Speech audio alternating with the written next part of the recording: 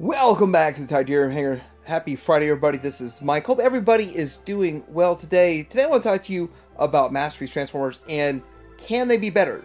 Can they do better? We're going to talk about a few different things, whether it is the aesthetic, the articulation, the transformation, and we're going to see possibly build quality and some other issues that we look into. We look into some separate characters and see, can they get better? And the obvious answer is yes, but at what cost? And not just price, but what else would we have to give up to make a better version or representation than we have? We'll talk about this coming up.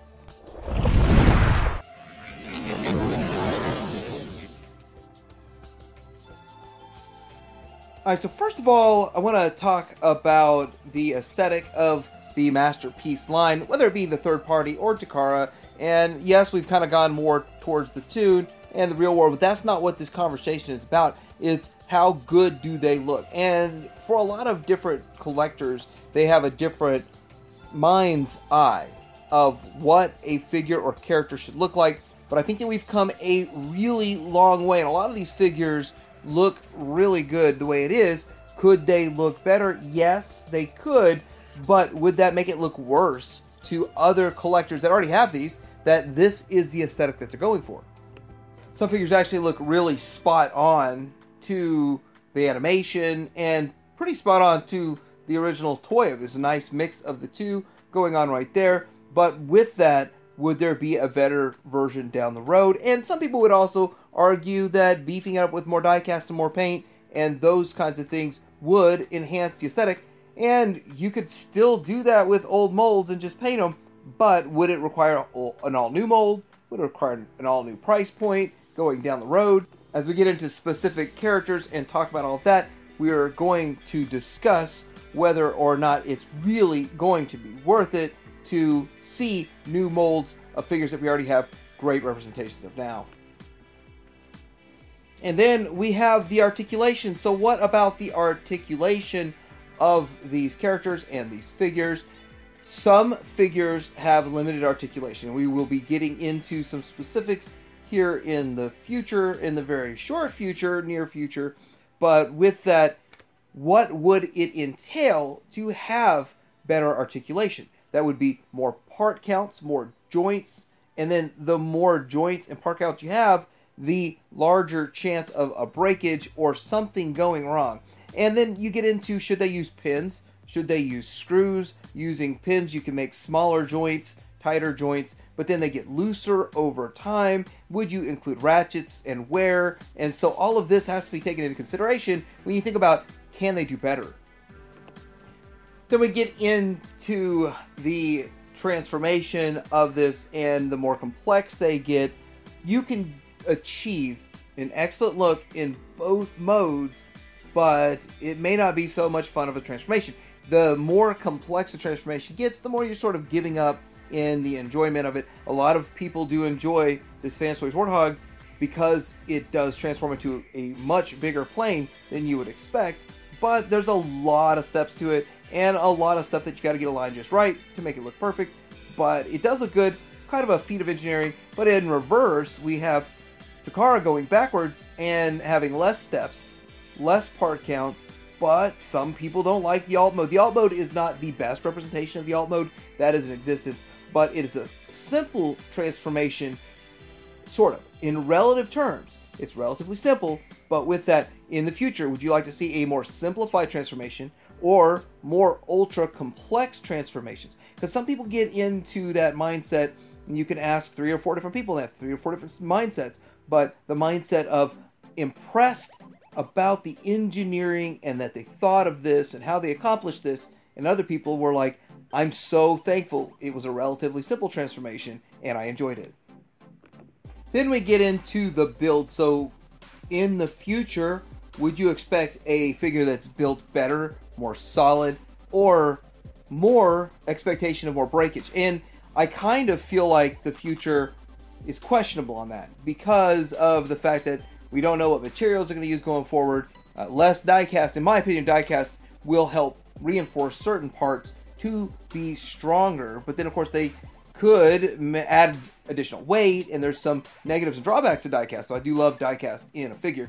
But we know that we already have had some figures that have had some issues, that had some quality issues, some build issues, and going forward, the more complex it is, the larger chance of having some sort of durability issue, some sort of a breakage issue as the complexity increases. Okay, let's talk about some specific characters here. I do want to bring up the Fans Toys Quietus Cyclonus, and in my opinion, it is the best representation of the character. I think they did a really good job with it, and I like that one. I like the alleged KO, or the other alternative version that's out there. And with that, could it be improved on? Yes, it could. Could someone come along with a better transformation? No, I don't know about that. I don't know if they would achieve such a thin, razor-thin type of an alt mode. That alt mode is quite impressive that they got it so thin. And that is pretty cool that they were able to pull that off. But I don't know if someone in the future could come out with one that would be better than this, that would top this. Now, I like the X-Transbots one. The X-Transbots one's a little thicker. It's a little more thick. Like, somebody described the X-Transbots one as if it's been drawn with a crayon, and this is drawn with a 5-point pen. And I think that is a really good example of describing it. But what would a future one look like? Or should they even bother? I'm a fan of the Takara Shockwave. I do like a deeper purple, though, not a lavender. But with that, I think it looks good. I feel like it's a little bit small, but could someone come out with one that looks better? Well, I don't know. I know that there are other options out there, like the Cloud9, that look cool.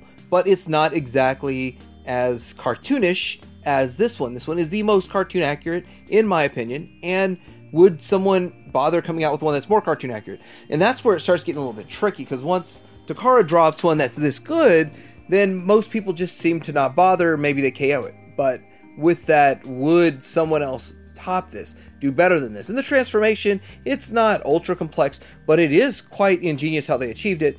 And with that, in the transformation, you do have a really nice upside down submarine mode. And for those of you that have the Siege one, you know what I'm talking about. So this looks good in all modes. I think that Takara did a good job with it, but future, would it be worth the squeeze to get the juice of another one of these? Same thing with Soundwave, the Acoustic Wave. Fans Toys did a phenomenal job, and so starting to think, would it be worthwhile for another company to make another one? Could we do better in the future? Well, of course, we could always do better. There's always better things you can do, but there's only so many things you could do to turn them into a box. I think that I actually feel like if we saw another one of these in the future, it would turn into something other than a boombox. I don't know why I have that gut feeling, but I feel like it would. And with that, I'm really happy that this exists, and we have this option. And you also have the alternate option out there that's actually called RPO1 also, but they call it KO. And with that, look at the options here. You can have Toon, you can have Real World, kind of a mix of two, combination of both, and I think it looks great. Also, this Carl one's not bad. It still holds up relatively well for a 2012 figure. Yes, they could do better with Rodimus. Now, I like my Rodimus. I really don't feel like going through the trouble of swapping them out, but I really don't ever in my life ever want to transform them again. And so with that, it's not something that I'm looking forward to ever doing. It's not even that ultra complex. It's just the fact that there are 3 or 4 really thin trouble areas. So this is a build quality issue. And with that also, people break it.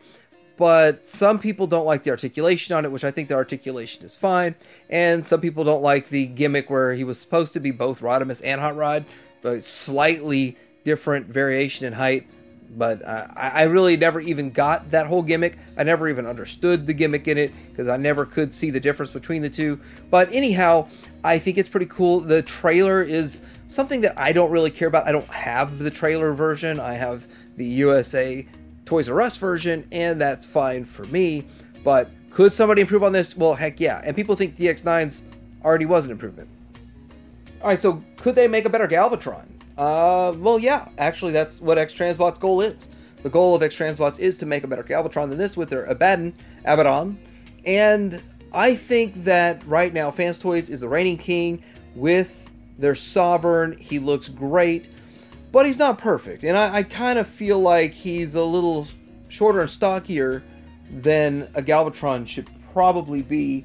But that's my personal opinion. But I don't dislike the figure. I think it's a great figure, great looking figure. If we never got another one, I wouldn't cry. It wouldn't bother me. But I think a lot of people that do collect Fans Toys only would probably still just stick with this.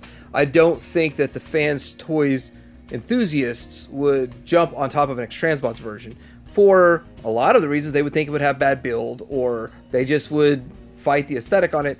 But this one does have a short and stubby alt mode. Alt mode's not the greatest, and I'll go out there on the record and say I don't really care. I don't mind that the alt mode really is like a 2/3 of an alt mode. It should be about, I don't know, 25%, maybe 30% longer, bigger, to feel more accurate.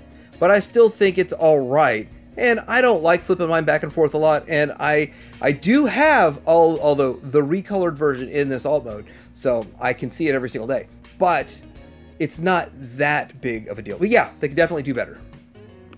Can they do better with Bruticus? Well, this is the Zeta Bruticus, Bruticon. And this is, I think, the second version where they actually had the feet match the legs a little bit better. And so with that, I feel like this one is not the greatest figure. It's okay. I actually got mine real cheap because somebody just didn't want it. Absolutely want to get rid of it. And I was like, hey, I'll buy it for cheap. And so I got it real cheap. But with that, it's still, I didn't get it much cheaper than new. It's like a $400 figure. And so with that, if we got another one and it was quote unquote better, yes, we did get the MMC one. And that's a good example. That one probably does cost more if you piece that one together and make it than buying the Zeta Bruticon. But it would cost a lot more. X-Transbots Fans Toys are one of them, doing this in the new 20-inch scale, trying to replicate this. You're looking at $900 probably. Maybe if you're lucky, $750, but $900 is probably what you'd be paying for Fans Toys or X-Transbots at the minimum. And now that the Fans Toys revealed their hand, you're probably looking at $1,400. So with all of that, I think that we're probably just going to have to settle for this. But they could definitely do way, way better. And people feel MMC has, but it's just too small, in my opinion. And Toy World Devi, I have to admit, is the reigning king still right now until X-Transbots puts theirs out. And then there's that other company. Vectron Labs is allegedly still a thing, still going to happen. But my money's going to be on X-Transbot. Yeah, X-Transbot's actually doing theirs. I never was a huge fan of this mold. When I actually got another one that I got real cheap, I got it at Dallas Finish Toys for $330. And at the time I thought, okay, you know what? That's about half of what you would have to buy it brand new. So I got to use one, and it worked out pretty good. So with that, and I wasn't a fan. I didn't think it was the greatest. It took me an hour to get it assembled. And that was with, well, I don't really know what modes they were in. They were in between transformation in the box. So it was a mess trying to figure out where it was and how to get it together. But yeah, it was an hour of not much fun. But that aside, looking at it aesthetically, I still feel like it's not my G1 representation 100%. And that's why I'll jump on and back X-Transbots. But can they do better? Yeah, I really think they could have. Actually, the day I spent an hour putting this together, I felt like, yeah, a better one's coming. All right, so now for the dinos. Can they do better? Well, yeah, I'm sure they could. But why would they want to? It's one of those things that if another company came out of the woodwork and started making Dinobots in the Masterpiece scale, then there's a couple of issues with collectors. Collectors generally want to collect the whole team from the same company. And I found this, like I made a video showing how you can mix match with the Reximus Prime with KO oversize of Takara, along with Gigapower, along with a couple of Fans Toys. You can kind of cheat it and make it work. But I ended up eventually going all Gigapower. And most people that go Fans Toys go all Fans Toys. And that's a serious financial commitment to start with a new company, if a new company came out and made them. So I kind of feel like Dinobots are well covered with two companies that are going for similar yet different aesthetic types and slightly different size in the scale. I think that really works. So with that, we see that Gigapower seems to reissue theirs quite frequently. But the problem lies, and the reason that it's still an issue or an opportunity for another company, is because of the fact Fans Toys does not consistently reissue these, so you don't know if you'll ever complete a Fans Toys set without having to spend $600 or $800 on one particular outlier figure. And now Gigapower is starting to get into that same corner, and people are getting frustrated because there's two types of Gigapower, well, three, but two main ones with the chrome and then the metallic. So with that, another company to come in and even offer a lower price point would probably do well, but I don't know if they'd be any better. But lastly, the Autobot Carbots. As much as I like Takara's, and I'm good with them, and I'm kind of happy that I got a representation that fills the gap, I think that another company could come in and do way better. Whether it's just the aesthetic, whether the transformations are relatively simplistic and okay, but the build's relatively okay. I just think there's a lot of opportunity for these to be more cartoon accurate, more of what collectors would want to display on their shelf, better materials, and enhanced paint in some areas. Even though these look decent, this is where I feel like there's the greatest opportunity. Well, not the greatest opportunity, but one of the greatest opportunities out there.